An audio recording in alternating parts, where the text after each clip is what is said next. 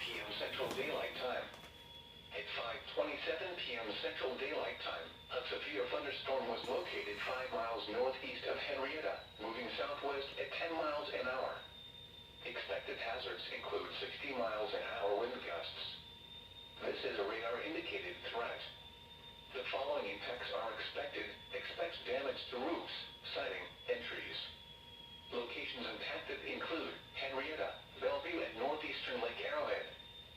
For your protection, move to an interior room on the lowest floor of a building.